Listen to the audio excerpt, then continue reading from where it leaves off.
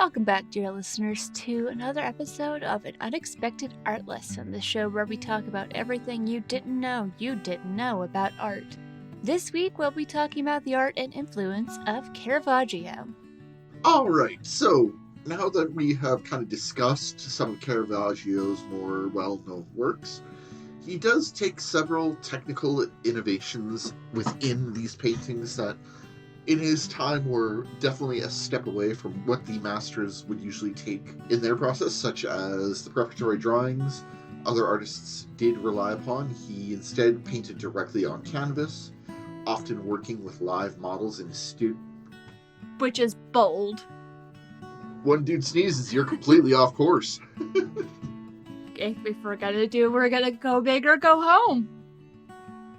If we're gonna do it, we're gonna commit to doing it. I don't need no practice drawing, let's go! As somebody who lives and dies by pre-sketching, I salute him for his bravery. Everyone's got their own method. No right or wrong way to go about it, as long as it doesn't hurt anybody or get you arrested. One of the terms used to describe Caravaggio's work would be tenebrism, which is the dramatic use of light and dark. This was in particular more interesting for him because it wasn't just for the visual effect, but often it was also used as a way to guide the viewer's eye and create a emotional impact with the viewer. Which he did an absolutely stunning job of that, specifically in the painting of David with the head of Goliath. I remember that one stuck out to me the most, though all the others were equally impressive. Just that stark reminder of how young and probably a little scared and kind of scarred for life David was when he had to kill and behead a giant. Yeah, that would be some PTSD. And this is why we are vocal proponents of getting therapy. Everyone needs therapy. It's okay. It's a wonderful thing. Therapy or counseling. Considering Caravaggio also rendered his own head in place of the giant's head, therapy for all! Nothing like just straight up saying, I realize I'm a monster. But that doesn't mean I am not going to sit here and make art that makes you think and rethink and challenges people to be better. Most definitely. The other major kind of step that Caravaggio had taken in deference to his contemporaries, he often worked with ordinary people as models for sacred figures, also choosing to paint them with unflinching realism. The dirty feet of pilgrims, torn clothing of apostles, the weathered hands of a laborer. He often also did work with a limited palette, focusing more on the expressive potential of the tone rather than the color itself. So instead of relying on vibrance, he relied upon the differences between light and darkness. So it created this more natural and more interesting tone. Less of a difference and even more of a difference in contrast? Exactly. I believe I'm using the correct terminology to describe that idea. Yes. Excellent. He also pioneered a new type of composition, which ironically is a very well-known use in things such as comic book covers, often placing the crucial action just off-center or in the foreground, creating this sense of immediacy that makes the viewer kind of feel that they're more like a participant than rather the observer, where his contemporaries kind of still had the viewer isolated in opposition to Caravaggio keeping things much more personal. Yeah, it's more like you've walked into the room where you're seeing this happening as you're walking down the street versus watching on a TV screen, almost. It's more real, more in your face. It almost feels like you know the person, which in that time, some people might have actually known the subjects, might have known the kid who stood in for David, might have known all of the other people. Which I wonder about the woman who was cutting the dude's head off and how those models felt about that. I would guess a little awe-inspired and mostly unnerved. Yeah, you do amazing work, but also you scare me. Are you okay? Do you need a hug? Not from me, mind you, someone else. Yeah, it's truly stunning work in the dichotomy between light and darkness. It makes the work stand out, and probably was partially a commentary on his own life. Oh, yeah. There's not much of a pulling of the punch on that one. You know, he didn't shy away from the darkness, but sometimes that dark just makes what's in the light stand out even more. Exactly, and that does kind of carry over into how a lot of modern day video games actually use Caravaggio's ideas of dramatic lighting, showing these different moments of violence, redemption, and just brutal honesty. You see Caravaggio's influence in these actions. The way these games use light to guide players' attention, create mood, and even underscore particular narrative elements, this does echo what Caravaggio's innovations bring to us. Yeah, like, you know you're about to walk into a bad time when it's a darkened hallway with just a light flickering, but that flickering of light says, you do need to go here. Or the moments when, I can think of in Dragon Age Origins, when we see the army fighting the Darkspawn and we see the look on the kings and the soldiers' faces when the signal is sent for their backup, but that backup never comes. And apparently there's a DLC where you can go back to the site of that and you find where the Darkspawn have strung up in a very intentional way the corpse of the king. Doesn't shy away from the darkness at all. No. Another one that kind of comes to mind too is Dead Space. You arrive in this pristine planet cracker where everything is just this perfect mechanical design, and slowly it evolves into, well, a lot of darkened hallways, this entire feeling that you are definitely not alone in there, and eventually you do see like these darkened hallways with the flickering light and just these grim looking bloodstains, and you just have to go, oh right, I probably have to go this way, and it's going to suck.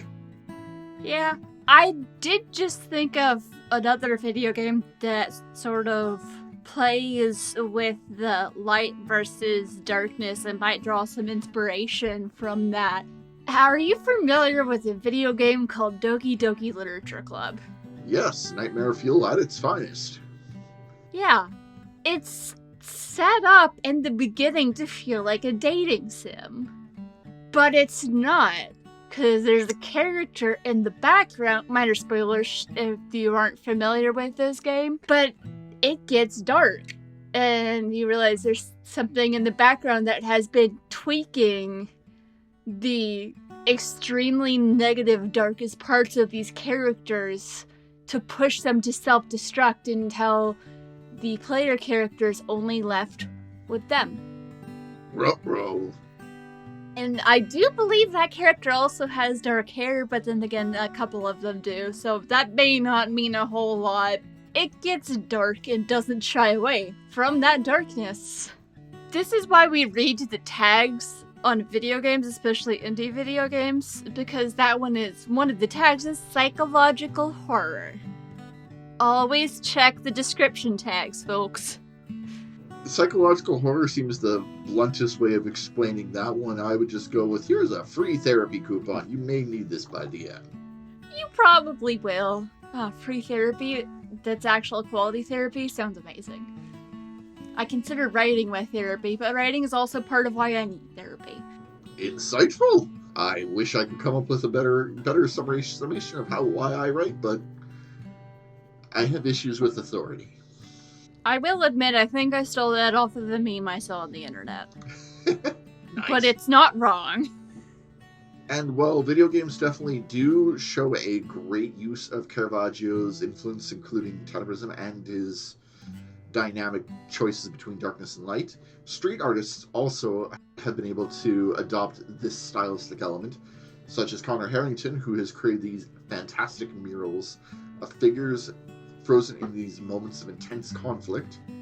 His work contains these just fantastic contrasts, and much like how Caravaggio uses the realistic figure, he takes the same approach with the realistic details he would make with his figures, his clothing, any of the drapery, even just the dramatic composition choices. Oh, he does. Connor Harrington seems to use more color and the blurring of color and things that are in focus and out of focus, as opposed to just the direction of the light, but it has a very similar impact. Definitely. This is one of the first kind of street artists that I found for this particular research. It does feel a lot like a modern Caravaggio, how Caravaggio would depict a modern scene. Google the name, Conor, and then Harrington. You can see some of his work, and I'm excited. We need to circle back to him to talk about this. We do need to circle back to this for sure, because his work is stunning. I believe we've got him mentioned in the muralist section down at the Street Art Connections. Excellent. You're so organized. When I sat down, I was like, I probably could have looked up some of the things that we had referenced. I didn't think about that, though. It's all good. You discover it again as we go along. Exactly. And we get my first initial reactions to things. Unfortunately, the listeners cannot see the way my face reacts to things. Kind of in the same vein as Harrington, a street artist who goes by the initials JR pasted on buildings from Rio to Paris, carrying forward Caravaggio's tradition of giving dignity to ordinary faces while placing them in dramatic contexts.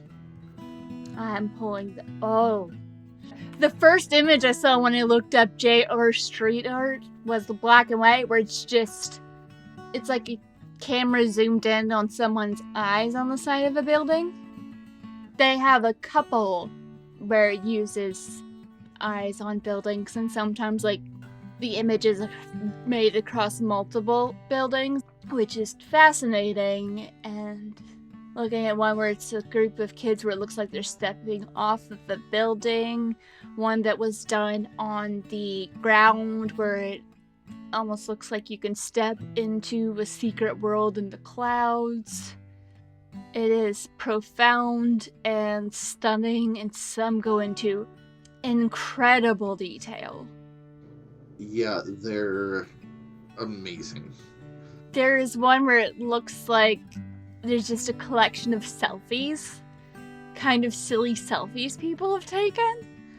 We've got one that I think is an Alice in Wonderland reference where it looks like it's like two legs, like large legs, sticking out of a window, and the person's wearing Converse. Oh, their stuff is so fun. And if I walked around the corner and saw that, it would probably jump scare me, some of these paintings with the eyes. Just sudden building. The building with eyes. Welcome to Silent Hill. Some of the art I focused on was for the Olympics in Rio de Janeiro. One of the Nike of Samothrace pieces with various tags kind of interlaced underneath, I thought was fascinating. As well as one that looked to be a nod to the ukiyo-e art that we had previously discussed, with a woman draped in various textiles to look both like a kimono and other artworks underneath. I'm seeing some that it looks like it's built in a scaffold on top of a building. Mm-hmm. With someone leaning backwards over a building. There's another one where it looks like someone in the middle of a dive. How do you even do that? It is fascinating, especially the fact is it looks like there's some type of gauzy material put over top to allow them to do that art. Yeah, like this isn't painted. And there might be some painting involved, but there is scaffolding with the material on it. Ooh, there's another where it's set above a waterfront almost, and it's someone swimming. I googled JR Street Art Rio Olympics, and I'm just looking at the images. For our listeners who are at home or not currently driving. We will, of course, be putting some references to these street artists on our Instagram as well, just so you can see and find the sources quickly. Exactly. So let's move on to some of the more in-depth connections for gaming. A lot of Caravaggio's elements... Sorry? I said video games. So with Caravaggio's work, it manifests quite often in contemporary game design, beginning with some of his most influential techniques. So first is, of course, tenebrism and his use of dynamic lighting. This shows they understood Caravaggio's mastery of tenebrism, these extreme contrasts between light and dark. It finds its digital counterpart in modern lighting engines, such as The Last of Us, Part 2, uses concentrated light sources to create tension and guides players. It also does bring the darkness as a way not for aesthetic effect, but for narrative purposes, such as detection and knowing that if you are outgunned, you need to stick to the shadows. It brings into focus these crucial emotional moments between characters. It very much compares to how Caravaggio's Supper at Iamos, where light illuminates that moment of recognition. Yeah, Naughty Dog actually uses some of those elements in their Uncharted games as well. I have played some of the first Last of Us game. I played it for a couple of hours and then I was like, this is starting to get to be a bit much. It was a gorgeous game. I need to get back into it. But in Uncharted, there are moments when you're exploring underground tombs. Of course, they're using dynamic lighting. And there'll be moments when your flashlight starts to go out and you have to actually physically tap your controller, which just leans into the tension. And there's a moment in the first game where it goes from action adventure and then there's a tone shift for a period to survival horror, where you are being chased by these things that used to be people, but they're terrifying monsters that love to crawl out of the pipes and chase you as you're trying to get the lights back on in this building. And that whole scene is a lot of black and white. And after that, we get some of the color back. I just have to say, that section is... Actually, no, there is one section of that game that's worse. It's where you're having to drive a jet ski upriver, avoiding exploding barrels while getting shot at. Alright, as I usually have issues with just the driving part, the getting shot at and the exploding barrels, that could be a problem.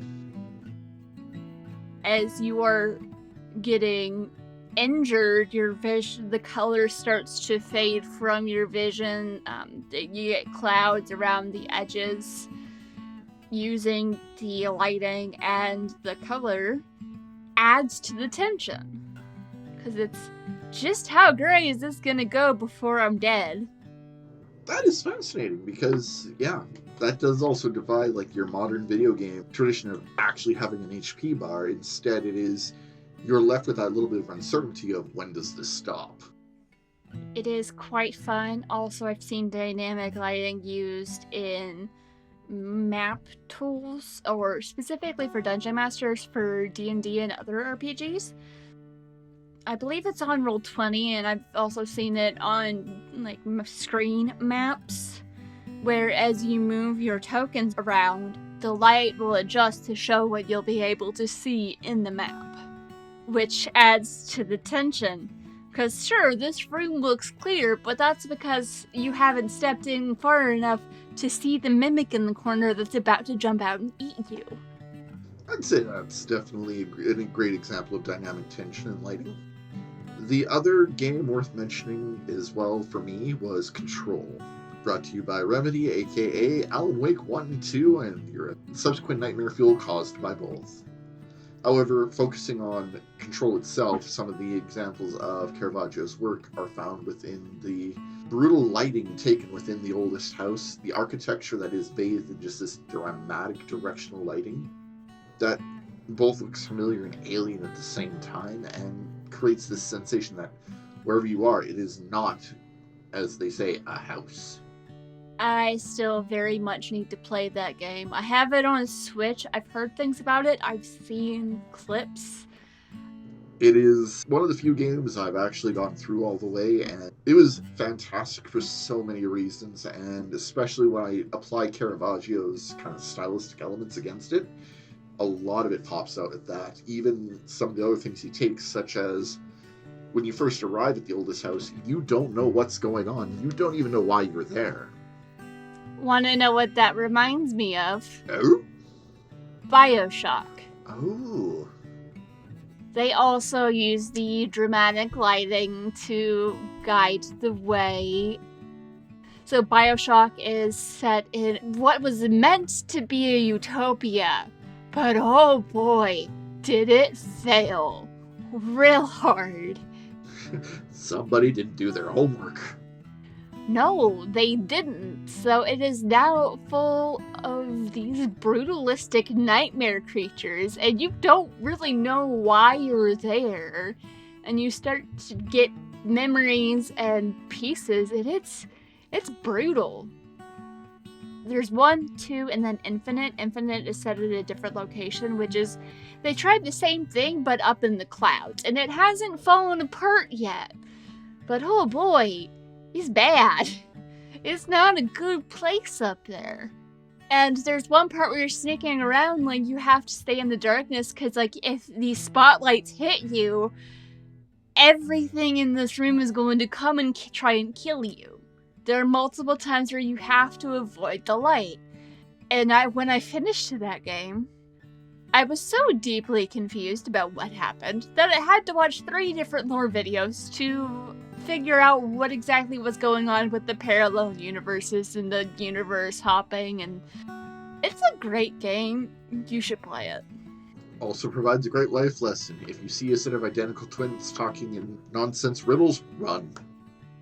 Yeah, no, and if someone is offering you a chance to live in a utopia that is either undersea or up in the sky, or you are someone who... No, I'm not going to give that example, because spoilers for the plot twist that broke my brain for an hour and a half. If someone offers you a chance to come live in a utopia that they're creating, maybe don't. Otherwise, you will be part of horrifying experiments. I already escaped one lab. I'm not going back to another. Thanks for listening to this week's episode of An Unexpected Art Lesson, the show where we talk about everything you didn't know about art. Stay tuned next week to hear Watson and I continue discussing the art and influence of Caravaggio. If you like what we're doing, you can follow us on social media and join the conversation over at An Unexpected Art Lesson on Threads, Blue Sky, and Substack. And you can also support us over on Patreon. Get early access to episodes and other fun things at patreon.com/anunexpectedartlesson.